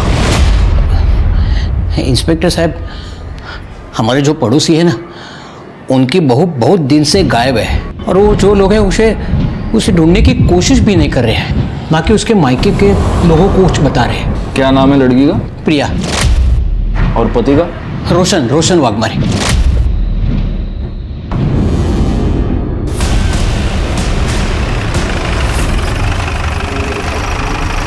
जो भी है वो सच सच बता दो, पुलिस को गुमराह करने की कोशिश मत करना, वरना हमारे पास बहुत तरीके हैं सच उगलवाने के जो आप सह नहीं पाओगे।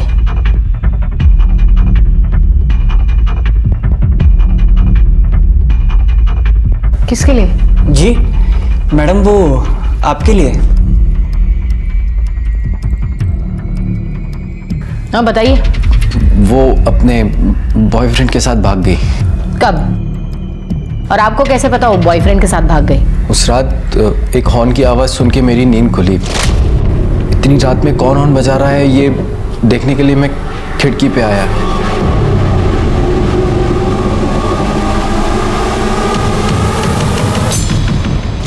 एक मिनट, आपकी बीवी और आप एक कमरे में एक दूसरे के आजू बाजू में सोए थे और आपको पता ही नहीं वो भाग गई? नहीं, वो उस रात मैं दूसरे कमरे में सोया था। क्यों? मेरा व्रत था इसलिए। क्या हम ये कहानी मान ले? आपकी बीवी भाग गई, कंप्लेन क्यों नहीं लिखवाई? वो कैसे बताते? बदनामी से किसे डर नहीं लगता है। और हमारी बहू तो उसके आशिक के साथ भाग गई, ये जानने के बाद तो गांव वाले हमारा जीना मुश्किल कर देते। आपको भी डर था बदनामी का? इज्जत कमाने में सालों लग जाते हैं। देख, 2 कौड़ी की लड़की के लिए इज्जत को कैसे दांव पे लगा सकते हैं? ये बताइए उसके बॉयफ्रेंड का नाम क्या है? उसका नाम शायद नवीन था। शिरके, प्रिया की मोबाइल सर्विलेंस पे लगा दो, उसकी कॉल डिटेल्स निकलवाओ, पता करो वो सबसे ज्यादा किससे बात करती है। एक बार उसके बॉयफ्रेंड का पता चलेगा तो उस तक पहुंचना आसान होगा।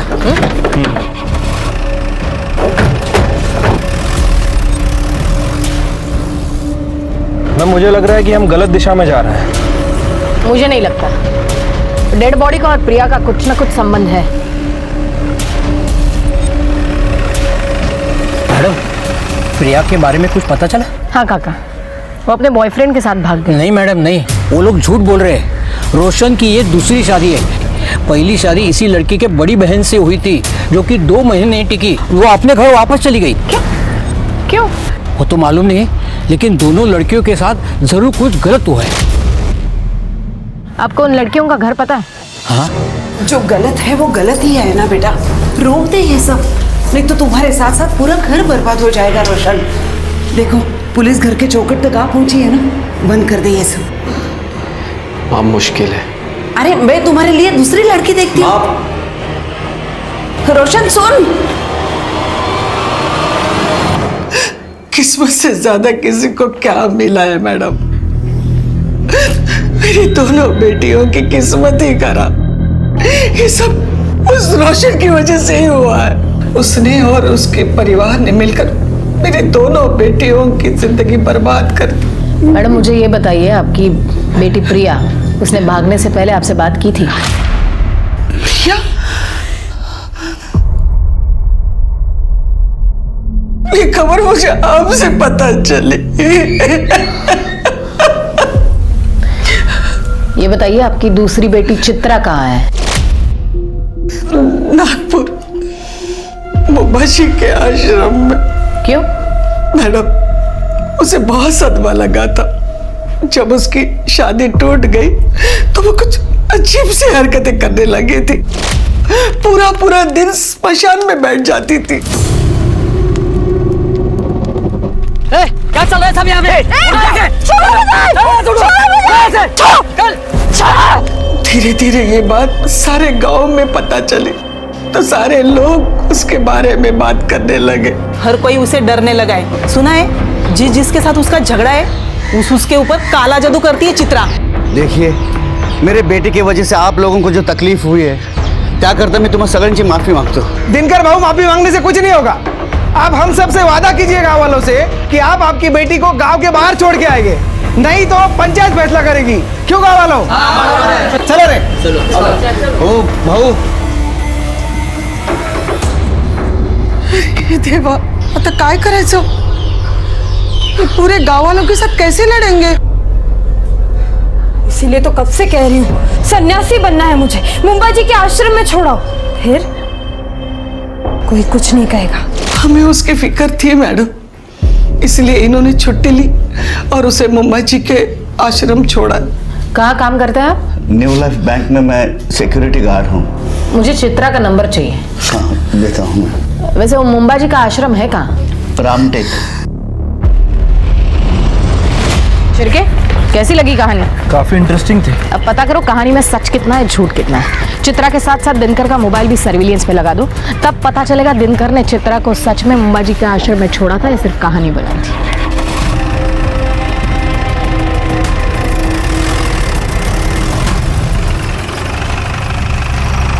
Good morning sir. Good morning. 2 PM report आ गई है। आपने सही कहा था, लड़की का रेप नहीं हुआ है सर। पहले उसे गोली मारी गई, फिर उसे जलाया गया। मैं जानता था। चित्रा और प्रिया के मोबाइल का क्या हुआ? सर दोनों के फोन अभी तक स्विच ऑफ है। इनफैक्ट दोनों के फोन नागपुर में ही स्विच ऑफ हुए थे। इसका मतलब चित्रा भी आश्रम में नहीं है। और दिनकर की phone location? Sir mobile location के हिसाब से दिनकर ने ही चित्रा को मुंबा जी के आश्रम में छोड़ा था। सर एक्चुअली PM रिपोर्ट में और एक चौंका देने वाली बात है। क्या? विक्टिम के बॉडी में मेल्टेड बुलेट मिली है sir. Melted bullet? Yes. Dinkar bank का सिक्योरिटी गार्ड है, उसके पास राइफल तो होगा ही। ये दिनकर और रुक्मिणी जरूर हमसे कुछ छुपा रहे हैं। एक ही घर की 2 लड़कियां गायब होती हैं और ना मायके वालों को कुछ पड़ी है ना ससुराल वालों को। कहीं ये लाश इन दोनों बहनों में से किसी एक की तो नहीं है? लेकिन अगर हम सही दिशा में जा रहे हैं तो ये दोनों बहनें नागपुर से इतनी दूर मर्डर स्पॉट पर उस खेत में क्या करने गई थी? नहीं नहीं, कुछ तो है जो हमसे छूट रहा है। एक काम करो, दिनकर और सावित्री का डीएनए इस लाश के साथ मैच करो। इन दो बहनों में से किसी एक का मिलना हमारे लिए बहुत जरूरी है। और शिर्के, तुम मुंबाजी आश्रम हो सकता है वहां कुछ लीड मिल जाए। ठीक है सर।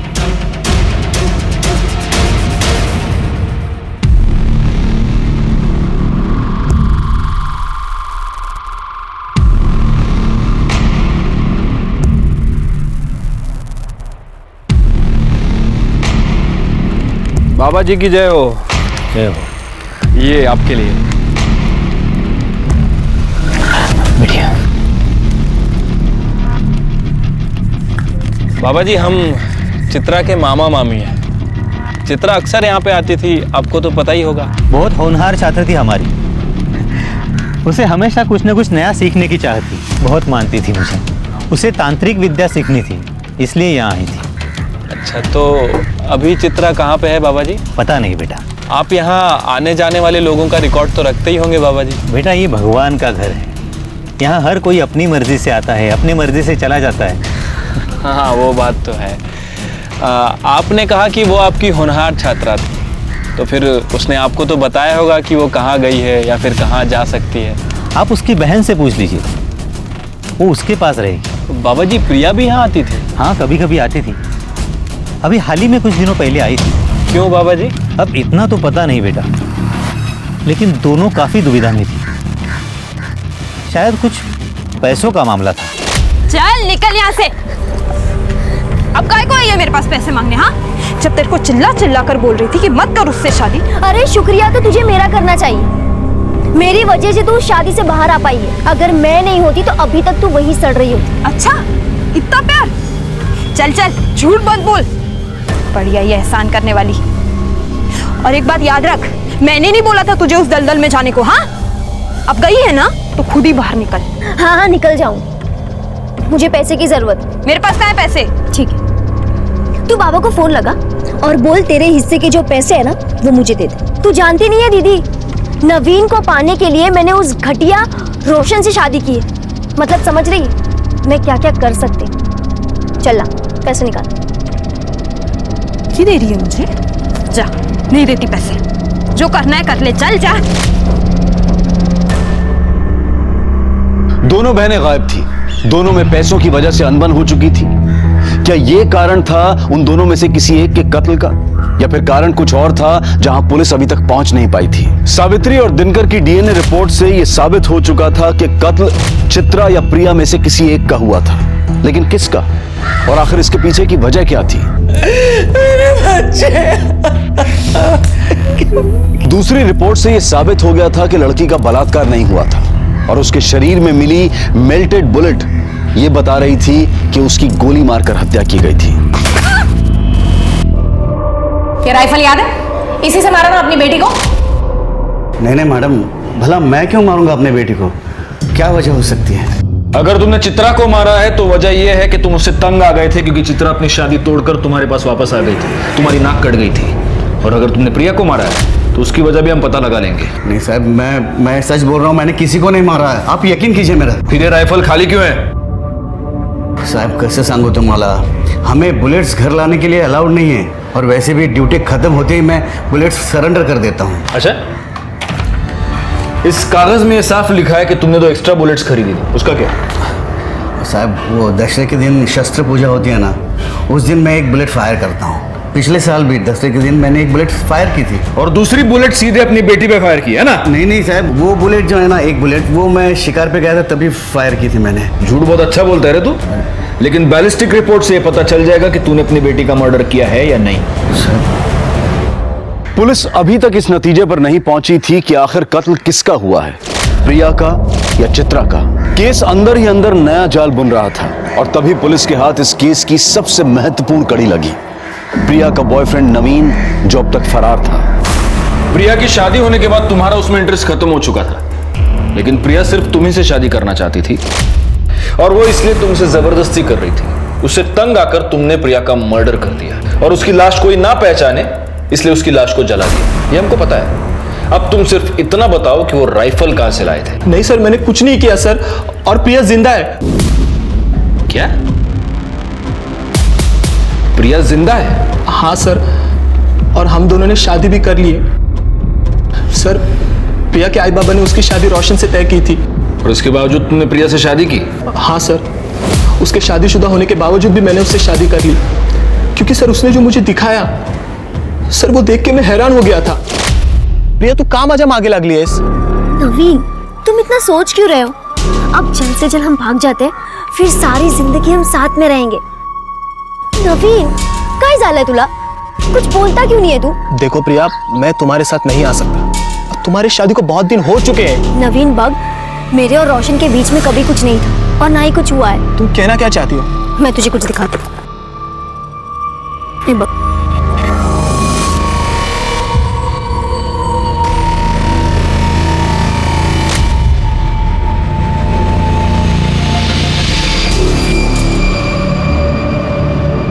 तो मुझे तो रोशन और उसके बॉयफ्रेंड प्रतीक पर ही शक है। उन दोनों ने मिलकर ही खून किया होगा। हो सकता है गुप्ता मैडम, लेकिन वो राइफल कहां से आया इन दोनों के पास? अगर मर्डर वेपन के बारे में कोई सबूत हमें मिल जाए तब हमारा शक जायज है। सर, इस नवीन का क्या करना है? एक काम करो, नवीन को लेकर उसके गांव वाले घर जाओ, वहां पर प्रिया होगी, उसे कस्टडी में लेना। और एक काम करना, उस घर की तलाशी भी लेना, हो सकता है वहां हमें कोई राइफल मिल जाए।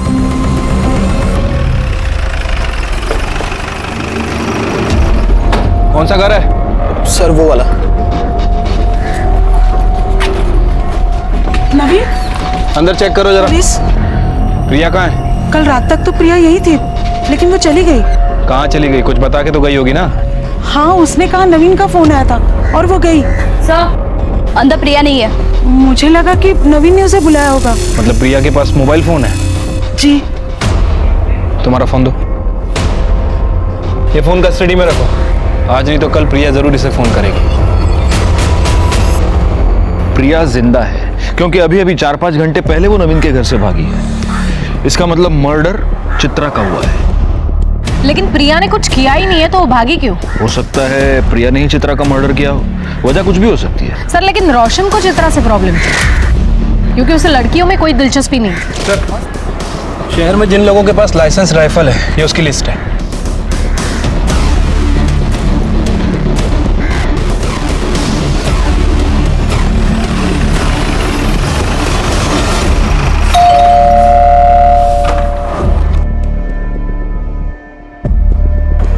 जी? इतना शॉक होने की जरूरत नहीं है।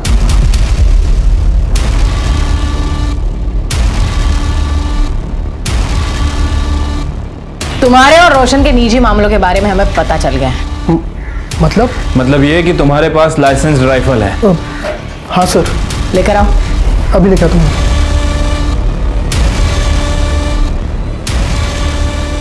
बुलेट्स कहाँ है? हाँ सर।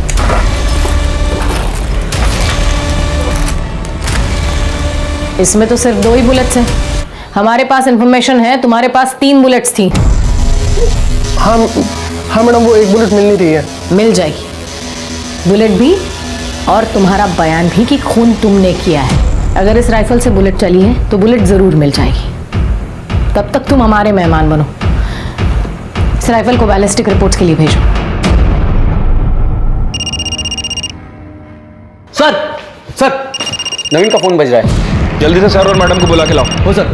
नवीन, तुम्हारा फोन बज रहा है, लैंडलाइन से, शायद प्रिया का हो सकता है। स्पीकर ऑन करो और बात करो।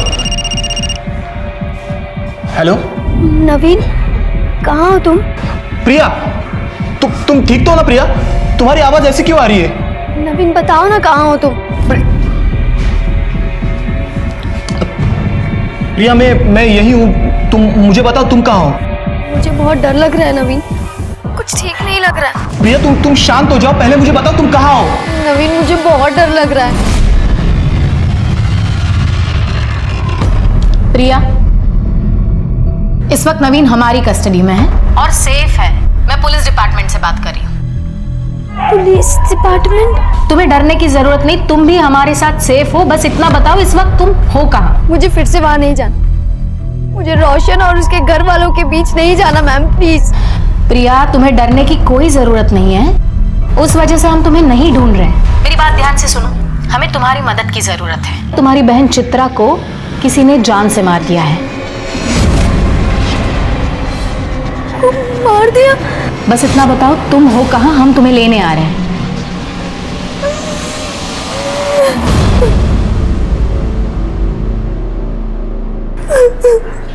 अब हमें बताओ तुमने चित्रा को क्यों मारा? मैंने ऐसे कुछ नहीं किया है मैडम। मैं अपनी ताई को क्यों मारूंगी? तुम झूठ बोल रही हो। सच ये है कि तुम मंबाजी आश्रम गई थी चित्रा से मिलने के लिए। वहां पर तुम्हारा और चित्रा का झगड़ा हुआ। झगड़ा पैसों को लेकर हुआ था। तुमने चित्रा के पास पैसे मांगे, चित्रा ने तुम्हें पैसे देने से इनकार कर दिया। इसलिए फिर तुमने कॉल करके चित्रा को बुलाया और उसका मर्डर कर दिया। नहीं सर, ये सब झूठ है। मैंने मेरी ताई को नहीं मारा और हमारे बीच कोई झगड़ा भी नहीं हुआ था। अवधूत ने तो हमें बताया तुमने चित्रा को जान से मारने की धमकी दी थी। नहीं मैम, ये सब झूठ है। धमकी दे रही है तू मुझे? जा, नहीं देती पैसे, जो करना है कर ले, चल जा। धमकी नहीं दे रही हूँ दीदी, मैं खुद बहुत परेशान हूँ। मैं नवीन से बहुत प्यार करती हूँ दीदी, और सिर्फ आप ही हो जो मेरी मदद कर सकते हैं। मैं नवीन से शादी करना चाहती हूँ। उसके लिए मुझे थोड़े पैसों की जरूरत है, और मैं आपको वादा करती हूँ कि मैं आपको सारे पैसे लौटा दूंगी। बस अपनी बड़ी बहन से थोड़ी मदद मांगने आई। तुझे नवीन से शादी करनी थी तो उस रोशन से शादी क्यों की? तुझे क्या लगता है आई बाबा नवीन के साथ शादी करने के लिए तैयार हो जाते? नहीं, इसलिए मैंने प्लान बनाया कि मैं रोशन के साथ शादी करूंगी, फिर उसको छोड़ के भाग जाऊं। और मैंने वैसा ही किया दीदी। दीदी प्लीज मेरी मदद कर दे, प्लीज दीदी। ठीक है, तू एक काम कर, तू जा और सारी तैयारियां कर, पैसों का बंदोबस्त हो जाएगा। पर दीदी तू इतने पैसे लाएगी कहाँ से? तेरे ससुर से। और वो तुझे पैसे क्यों देंगे? उन्हें देना ही होगा। काम जो ऐसे किए हैं उन्होंने, हर चीज का हर्जाना भुगतना पड़ेगा। आप यहाँ क्या कर रहे हैं? काय झालं का? घाबरू नको। छोड़िए मुझे। थाम थाम थाम थाम। तुम अभी जवान हो, तुम्हारी भी कुछ जरूरत है ना? मैं है ना, मैं पूरा करूंगा तुम्हारी जरूरत। हाँ। छोड़िए मुझे। तुमने चित्रा के साथ जबरदस्ती की, बाद में चित्रा ने तुम्हें ब्लैकमेल करना शुरू किया, तुमसे पैसे मांगने शुरू किए, और इसलिए तुमने उसका मर्डर कर दिया। देखो सच सच बता दो, वरना शिरके और भी तरीके जानता है मुंह खुलवाने के। शिरके मर बता। हाँ मैं मानता हूँ मैंने चित्रा के साथ जबरदस्ती की थी, लेकिन मैंने उसे नहीं मारा साहब, बल्कि वो मुझे मारना चाहती थी। वो क्यों? चित्रा मुझे आश्रम से फोन किया करती थी, कहती थी कि मैंने उसके साथ जो भी किया वो उसका बदला लेगी, काला जादू करके मुझे मार डालेगी। मैं बहुत डर गया था साहब, बहुत डर गया था मैं। अगर काला जादू करके किसी को मारा जा सकता तो दुनिया के सारे इंसान एक दूसरे को अब तक खत्म कर चुके होते। मैं सच कह रहा हूँ साहब, मैंने कुछ नहीं किया मैंने। तू ऐसे सच नहीं बोलेगा। शिरके इसके सारे कॉल रिकॉर्ड्स निकालो, पता करो ये किसके इसके साथ कांटेक्ट में था, कहां जाता था, और सबसे जरूरी बात, इस पर रेप केस फाइल करो। कौन सा रेप साहब? बताने वाली तो मर चुकी है, बॉडी कुछ नहीं कह सकती, और रेप को तो बहुत दिन हो गए, अब कुछ नहीं साबित हो सकता। सर कृष्णा सही कह रहा है, कृष्णा ने रेप किया है प्रूव करना बहुत मुश्किल है। लेकिन हमें कोशिश तो करनी होगी।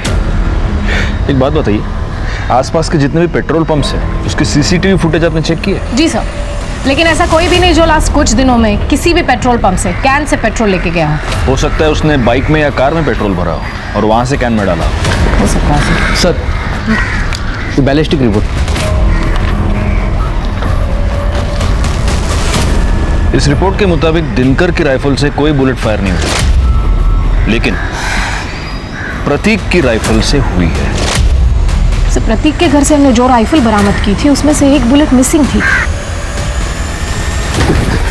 क्यों मारा तुमने चित्रा को? वो तो तुम्हें छोड़कर चली गई थी। नहीं सर, मैंने नहीं मारा चित्रा को। तो फिर प्रतीक ने मारा होगा, क्योंकि गोली तो तुम्हारी राइफल से चली थी। नहीं मैडम, मुझे उस बारे में कुछ भी नहीं पता। उस रात तुम दोनों साथ थे ना?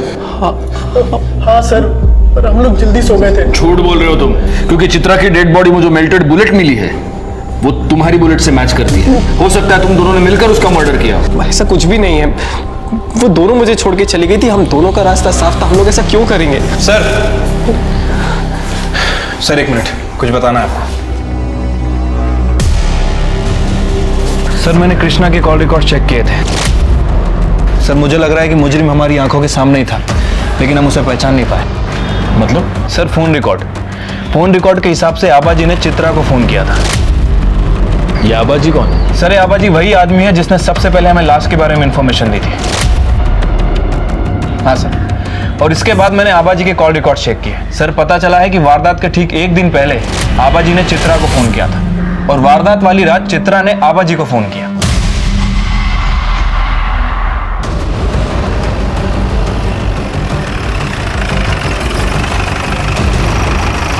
शिर्के, घर की तलाशी लो। मैडम मैडम मैडम बताइए ना क्या हुआ? क्या हुआ, कब हुआ, कैसे हुआ, सब पता चलेगा तुझे। पकड़ून ठेवायला। अरे मैडम माझं ऐका ना।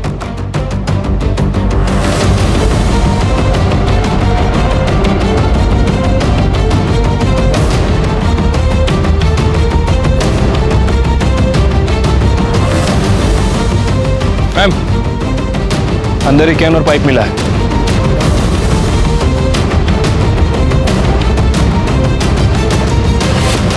मैंने चित्रा को नहीं मारा साहब। मैं उसे क्यों मारूंगा? वो मुझे जानती तक नहीं थी। वो तुम्हें जानती नहीं थी, लेकिन फिर भी तुम उसको फोन करते थे। मर्डर के एक दिन पहले तुमने चित्रा को फोन किया था। मर्डर वाले दिन चित्रा ने तुम्हें फोन किया था, कृष्णा ने भी तुम्हें फोन किया था। ये सब इत्तेफाक है। इतना ही नहीं, मर्डर वाले दिन तूने अपनी बाइक में पेट्रोल भरवाया, और वो भी फुल टैंक। सीसीटीवी फुटेज में दिख रहा है पेट्रोल पंप की। अगले दिन तूने फिर पेट्रोल भरवाया, और उस दिन तो तू गांव से बाहर भी नहीं गया। 10 लीटर पेट्रोल पी गई तेरी बाइक। हाँ, ये ऐसे नहीं बोलेगा। रिका में सर, क्या कृष्णा लगे उन्हें? साहब, इन्होंने मुझे फोन नहीं किया था। झूठ मत बोलो, हमारे पास सबूत है कि इसने तुम्हें फोन किया था। आबाजी ने खुद बताया कि उन्होंने तुम्हें फोन करके बताया चित्रा वहां पर पहुंच चुकी है, तुम भी पहुंच जाना। तुम वहां पर पहुंचे और चित्रा का खून किया। खोटे थे, झूठ है साहब। तो सच क्या है? जब से वो चित्रा मुझे धमकी देने लगी है, मैं तो घर से बाहर भी नहीं निकला। मेरा फोन भी रुक्मिणी के पास था। झूठ मत बोलो। मतलब तुमने फोन कृष्णा को नहीं, रुक्मिणी को किया था? मेरे पास चित्रा को मारने के अलावा कोई रास्ता नहीं था। मेरे पति को बचाने के लिए मुझे ये करना पड़ा। इनकी जान को खतरा था चित्रा से। अरे क्या हुआ आपको? चलो चलो ऊपर बैठिए, ऊपर बैठिए। ये क्या हो गया, क्या हो गया आपको? क्या हुआ, क्या मुझे बताइए। चित्रा ने जादू कर रखा है मुझ पर। जादू। क्या हुआ? क्या हुआ? वो काला जादू जानती है, छोड़ेगी नहीं मुझे। चलिए मत, सब ठीक कर दूंगी। इन्हें जरूर कुछ हुआ है। मुझे डर है कहीं ये पागल ना हो जाए।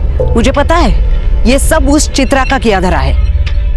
आप उसे कह दीजिए, उसे जितने पैसे चाहिए ना, हम देने के लिए तैयार हैं, लेकिन इन्हें कुछ नहीं होना चाहिए।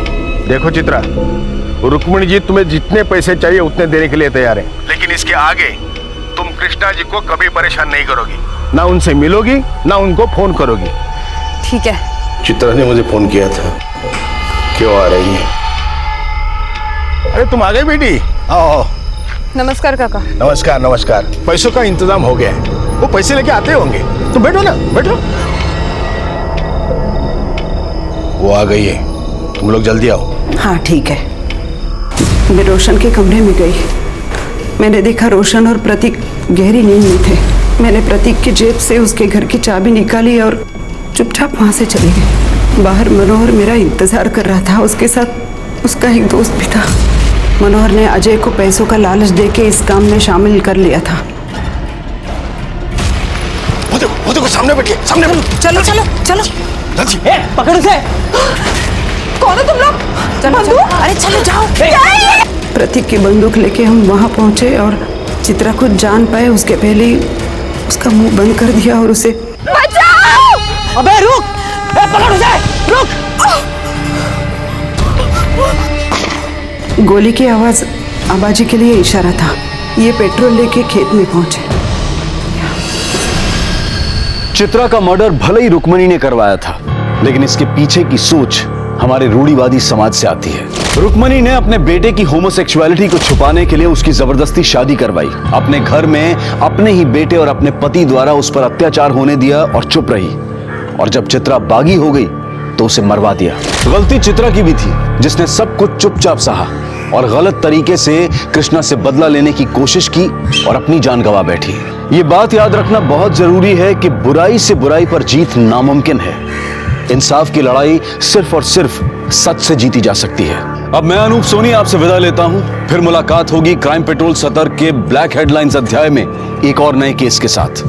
और याद रखें, क्राइम और आपके बीच में सिर्फ इतना फर्क है कि आप कितने सतर्क हैं। सतर्क रहें, सुरक्षित रहें। जय हिंद। इस तरह के और भी एपिसोड देखने के लिए हमारे चैनल को सब्सक्राइब करें और बेल आइकन दबाना ना भूलें।